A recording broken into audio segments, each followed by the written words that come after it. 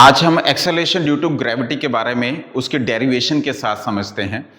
अब आपको पता होगा कि कभी भी कोई पार्टिकल जब एक फ्री फॉल करता है, ऊपर से नीचे गिराया जाता है, अगर वहां पर रेजिस्टेंस नहीं है, एयर रेजिस्टेंस फोर्स नहीं है, तो वो इक्वली टाइम पर धरती पर पहुंचता है।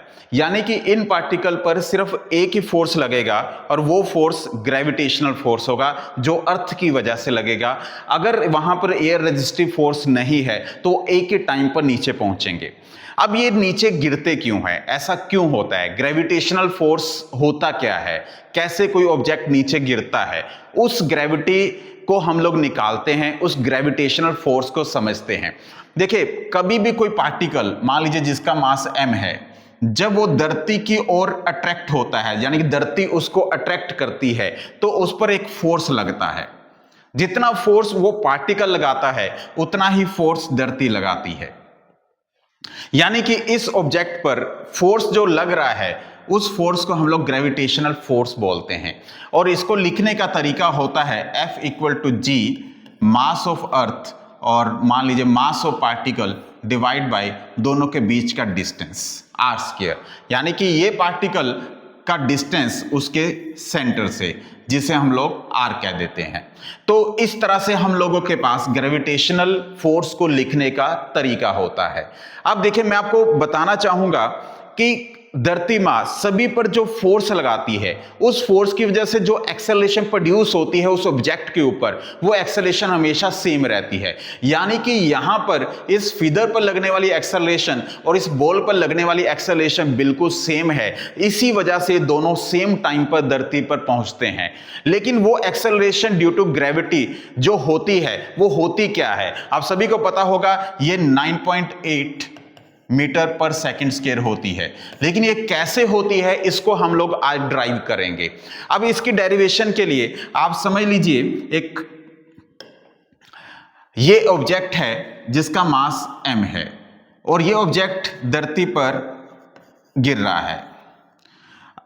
अब इस ऑब्जेक्ट का धरती से जो डिस्टेंस है वो हमारा r है। अब ये r है क्या, अब ये r है इस पार्टिकल का धरती के सेंटर से डिस्टेंस। अब मान लेते हैं धरती के जो रेडियस है उसे RE बोलते हैं और ये जो पार्टिकल रखा हुआ है ये एक h हाइट पर रखा हुआ है। तो जो R होगा वो हमारा यहां पर RE प्लस H के इक्विवेलेंट होगा। इस बात को माइंड में रखिएगा। यानी कि जो डिस्टेंस है वो जो हाइट है हमारी धरती से ऊपर की, जहां पर जिस हाइट पर वो ऑब्जेक्ट पड़ा हुआ है, और साथ में रेडियस ऑफ अर्थ, इन दोनों को अगर मिला दें तो ये हमारे दोनों के बीच का डिस्टेंस निकल आता है। अब आप सभी को पता होगा जो Newton second law of motion के अकॉर्डिंगली एक्सेलरेशन होता क्या है, acceleration equal to F upon m होता है। अब ये एक्सेलरेशन, क्योंकि न्यूटन सेकंड लॉ क्या कहता है, force is equal to ma, जहां से मैंने एक्सेलरेशन निकाल दिया। ये एक्सेलरेशन ड्यू टू ग्रेविटी होता है, ये मास ऑफ पार्टिकल होता है और ये लगने वाला फोर्स होता है। और अभी हमने फोर्स देखा, जो ग्रेविटेशनल फोर्स होता है वो क्या होता है g mass of earth mass of particle divide by r square. और यहां पर हम लोग डिवाइड में m भी कर रहे हैं इस इक्वेशन में f को पुट करने के बाद, और इसको थोड़ा सा सिंप्लीफाई कर लेते हैं। अब सिंप्लीफाई कैसे करेंगे, तो ये सिंप्लीफाई करते हुए यहां पर a निकल कर आएगा, एक्सेलरेशन निकल कर आएगा g me divide by r square, क्योंकि यहां से m और m ये कैंसिल हो जाएगा तो यहां पर ये फॉर्मूला बनकर आएगा g me divide by r square. अब आपने देखा जो R होता है वो R हमारा RE प्लस H के इक्विवेलेंट होता है। अब RE प्लस H के इक्विवेलेंट किस तरह से होता है उसको हम लोग यहां पर पुट करते हैं। अब ये तो एक्चुअल केस है जो हमने निकाला। अब यहां पर हम लोगों ने इसको थोड़ा सा आगे वैल्यू को पुट किया, R की वैल्यू को पुट किया, और हमने यहां पर radius of earth plus H इसकी हाइट को निकालकर स्क्वायर कर डाला। अब एक चीज का ध्यान रखिए, अब आप देखेंगे जो हाइट पर ऑब्जेक्ट पड़ा है वो रेडियस ऑफ अर्थ के कंपैरिजन में कितना छोटा है। रेडियस ऑफ अर्थ आप सभी जानते होंगे 6400 किलोमीटर होता है। और अगर मैं किसी ऑब्जेक्ट को इसकी हाइट में रख दूं 1, 2, 5 किलोमीटर तक रख भी दूं तो वो जो रेडियस ऑफ अर्थ है उसके कंपैरिजन में कितना छोटा हो जाएगा। यानी कि मेरे कहने का मतलब है कि जो h होगा वो very less than radius of earth की होगा।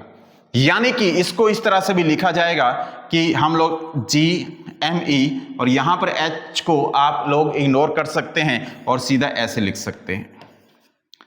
अब ये चीज जो निकल कर आती है एक्सेलरेशन, जिसे हम लोग एक्सेलरेशन ड्यू टू ग्रेविटी भी बोलते हैं, ये जो निकल कर आती है इसकी जो वैल्यू अगर वैल्यूज इन सभी कंपोनेंट की पुट करें तो हमारी वैल्यू निकल कर आती है 9.8 मीटर पर सेकेंड स्क्वायर। ये हमारी एक्सेलरेशन ड्यू टू ग्रेविटी होती है, जिसकी वजह से कोई भी ऑब्जेक्ट जिस पर जो फोर्स लग रहा है उस धरती पर किस टाइम तक पहुंचेगा, वो किस एक्सेलरेशन से पहुंचेगा, वो 9.8 मीटर पर सेकंड स्क्वायर से पहुंचेगा, तभी वो फ्री फॉल होता है, नीचे गिरता है। एक्सेलरेशन धरती की वजह से लगती है और 9.8 मीटर पर सेकंड की ग्रेविटेशन एक्सेलरेशन के साथ वो धरती पर पहुंच जाता है। ये तो था रीजन कि क्यों ग्रेविटेशन की वजह से कोई ऑब्जेक्ट नीचे गिरता है, और इस डेरिवेशन को आप लोग सीख सकते हैं। इसके साथ साथ अगर सपोज कीजिए कि इमेजिन करें अगर हम लोग इस ऑब्जेक्ट की हाइट को और ऊपर बढ़ा दें, आप सोच सकते हैं, या धरती को खोदकर ऑब्जेक्ट को उसके अंदर रख दें, तो क्या एक्सेलरेशन के ऊपर फर्क पड़ेगा या नहीं, इस बात को समझते हैं। तो मैं आपको बताना चाहूंगा यह फर्क पड़ सकता है। अगर हम लोग बहुत ज्यादा हाइट पर कर दें या धरती को खोदकर डेप्थ में हम लोग ऑब्जेक्ट को रख दें, तो दोनों केस में ये फर्क डालता है। अब देखिए एक केस हम लोग लेते हैं। अब मान लीजिए कि कोई पार्टिकल बहुत ज्यादा ऊंचाई पर हमने धरती से ऊपर रख दिया। अब उस केस में हम लोग एक्सेलरेशन निकालते हैं। अब मान लेते हैं कि हमने वो जो हाइट कंसीडर करी उस हाइट को हमने h बोला। अब हमने जो g डैश निकालना है, अब वो देखते हैं जो हमने g निकाला क्या उसकी इक्विवेलेंट होगा या उससे अलग होगा, उस बात को समझते हैं। अब ये चीज मैं आपको समझा चुका हूं। अब इससे g डैश कैसे निकालेंगे, अभी अभी आपने देखा कि कभी भी कोई ऑब्जेक्ट एक हाइट पर पड़ा होता है एक्सेलरेशन लगता है, वो कितना होता है, वो हमारे पास GME divide by r square होता है। ये अभी हमने समझा। अब देखिए ये एक हाइट पर पड़ा हुआ है, यानी कि जो r है वो RE और h के इक्विवेलेंट है। उस वैल्यू को यहां पुट कीजिए तो हमारा g dash equal to GME और यहां पर RE प्लस h का स्क्वायर कर दीजिए।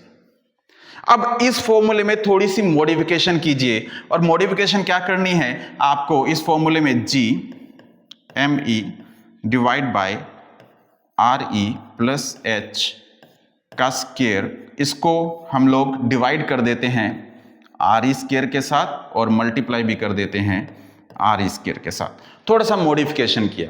अब इसको हम लोग थोड़ा सिंप्लीफाई करते हैं। अब सिंप्लीफाई कैसे करेंगे, GME डिवाइड बाय, अब इसके डिवाइड में ये वाला ले जाइए RE का स्क्वायर। अब बचा क्या, इसको साइड में कर दीजिए। अब RE को इस साइड में लेकर आया हूं और इसको मैंने यहां लिख दिया है RE प्लस h और डिवाइड बाय RE का होल स्क्वायर। इसको ऐसे लिख सकते हैं। यस, अब आगे इसको और सिंप्लीफाई कर दें। देखिए GME divide by RE square, इसके अलावा आगे डॉट 1 बाय हमने क्या लिखा RE plus h divide by RE का होल स्क्वायर। अब आप देखेंगे ये जो फॉर्मूला निकल कर आया है ये हमारे किसके इक्विवेलेंट है, ये हमारा g के इक्विवेलेंट है जो हमने अभी ड्राइव किया था। अब इसको हम लोग g से रिप्लेस कर देते हैं और इसको थोड़ा सा और सिंप्लीफाई कर देते हैं। इसको देखिए नीचे सिंप्लीफाई करेंगे तो यहां पर 1 plus h divide by RE इसका होल स्क्वायर हो जाएगा। यहां तक आप लोग समझ गए होंगे। अब इसको थोड़ा ऊपर लेकर जाएं तो ये कैसे बन जाएगा, g dot 1 plus h divide by RE, power ऊपर जाते ही -2 हो जाती है। अब ये तो बेसिक मैथ है यहां तक। अब एक बाइनोमियल एक्सप्रेशन होता है जिसका आपको पता होना चाहिए, उस एक्सप्रेशन को मैं आपको बताता हूं। एक सभी को पता होगा 1 प्लस, मान लेते हैं एक डब्बा होता है, और अगर मैं इसकी पावर n कर दूं या माइनस भी हो सकता है, तो ये किसके इक्विवेलेंट होता है, 1 प्लस माइनस n डब्बा, ऐसे होता है। ये किस केस में होगा, जब ये जो डब्बा है ना इसकी वैल्यू लेस देन 1 होगी। इस बाइनोमियल एक्सप्रेशंस के जरिए आप लोग अब इस स्लाइड को देखिए, यहां पर ये एक्सप्रेशन जो है और जो मैंने अभी आपको एक्सप्रेशन बताया, ये इसको मैच करते हुए आप देखिए, यहां पर जो पावर है वो -2 है, यानी कि इसको लिखने का तरीका हमारे पास बन जाएगा बाइनोमियल एक्सप्रेशन के जरिए 1 - 2h डिवाइड बाय RE, इस तरह से बन जाएगा। यानी कि यहां पर जो G डैश निकल कर आएगा वो G डैश हमारा क्या बन जाएगा, G dash equal to G dot 1 - 2h divide by RE। ये हमारा किसी भी हाइट पर हम लोग अगर ग्रेविटी निकालना चाहें, एक्सेलरेशन ड्यू टू ग्रेविटी निकालना चाहें, तो वो ये होगी।